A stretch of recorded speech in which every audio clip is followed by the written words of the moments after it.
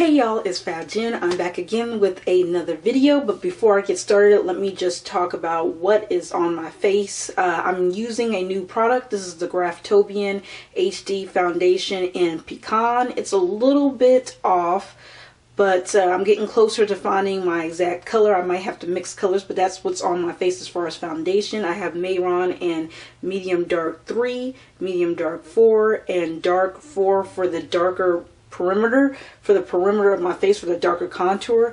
I did use MAC Mehron skin finish all over my face. I did use a Chanel translucent universal translucent eye powder underneath my eyes. I think they still actually have it available.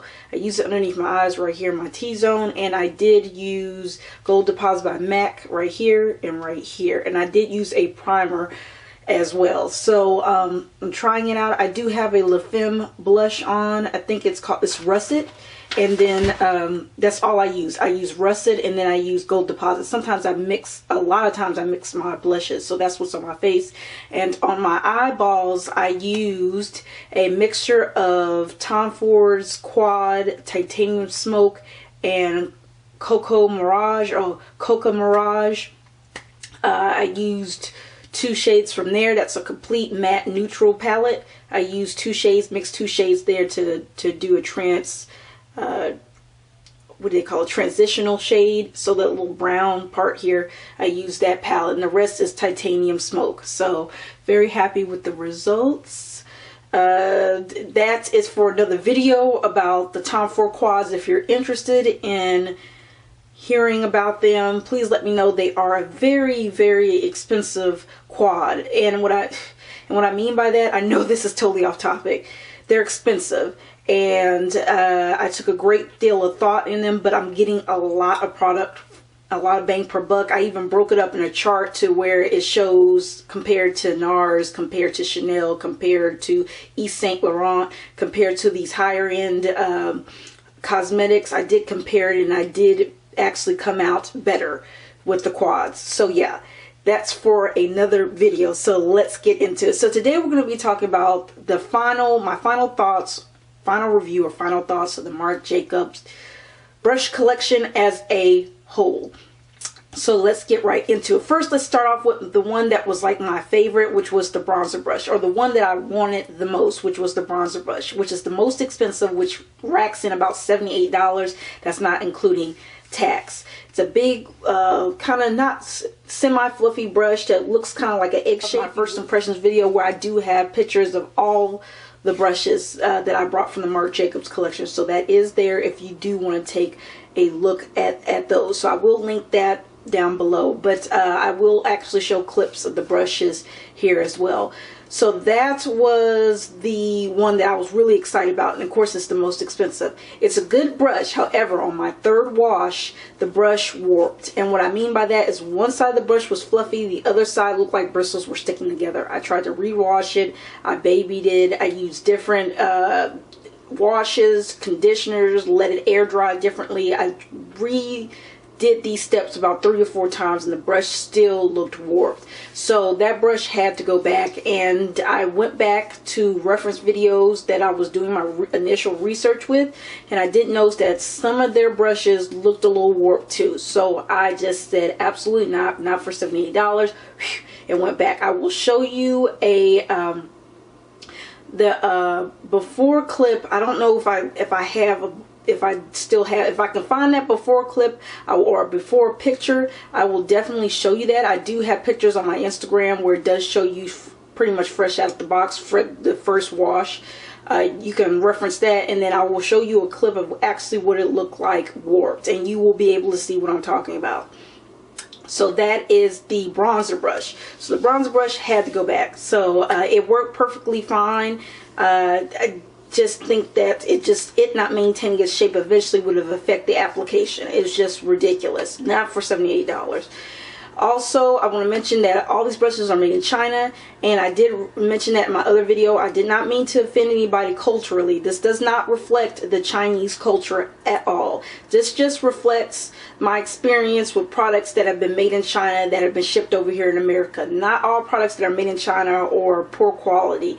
There are some brands like Coach makes their bags in quality control. I just felt that if you're going to pay that much, it needs to be made in Japan, you know, France, America, if I'm paying that kind of price. So the packaging was gorgeous. It came in a nice little sleeve and a nice little plastic cover for the bristles. So it was packaged very nicely, but just to put that out there, was made in China. The next anticipated brush was the Face Brush 2. It's kind of the angle brush that looks like this, looks like a thumb. Really unique shape, excellent for powder, especially for precision powder application, excellent for cream, excellent for liquid. All around a very nice brush.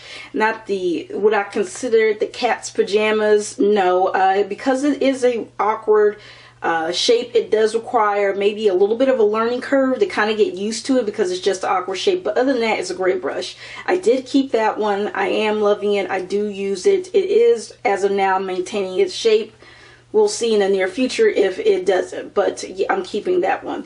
The next one is the Face Brush 1, which is the was the first brush before the Face Brush 2, and that brush worked very well with the Marc Jacobs Genius Gel. It didn't overabsorb like I thought it was originally in the first impressions video. I thought it was. Actually applies liquids very nicely, actually blends out creams very nicely. So I decided to keep that one. It did shed 1 or 2 hairs, not a big deal. It dries pretty quick, as well as the thumb one, the Face Brush 2, does dry relatively quickly. So that one holds its shape.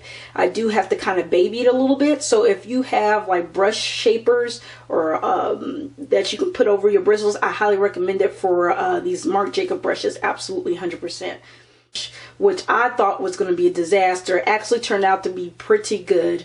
After washing it a couple of times, it stopped shedding and it did stop bleeding. It actually got softer after washing. It does apply blush and bronzer very nicely. If you like a natural bronzer or a softer bronzer look, that was excellent for that.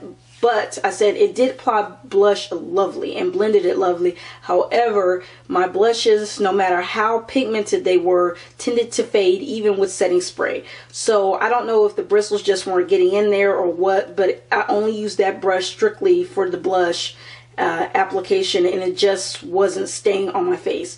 So I sent that one back. That one was kind of a toss-up. I really wasn't for sure if I wanted to send that back, but I thought, I looked at the price and I looked at, even though it is a good application, if my blushes are fading because of the brush, I don't think it makes any sense. So I sent that one back. But that one, if you're looking, it might not do that to you. Maybe it's because how I apply my makeup or how I powder myself. I don't know. It might not necessarily be the brush, but all things point to the brush, so I had to return it. The last one is the finger brush, the concealer brush, or the Perfecting Concealer brush. That one was nice. It was precise. It was good for creams. It was good for liquids. It was good for powders. I had not a problem with that brush. It's actually a good brush. However, when I hindsight of everything, I did have something comparable from Sedona, and I knew that before getting it, but I wanted to have the whole collection. And if had it been that I loved every brush, I probably would have just kept that one. But it is a great brush. If money is like not a problem for you, it's a great brush to get. I don't really have any complaints about it. However, it's just the price point. $30 for one little finger brush when you can spend an extra $20, if not $30. I know double that and get maybe I think Sedona sells 8 or 12 in a kit or something like that. I can't remember. I think it was like 8 or 12. I can't remember. I have that kit.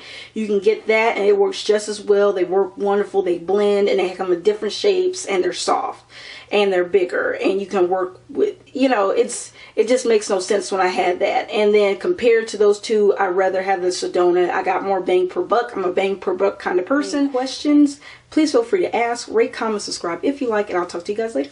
Bye.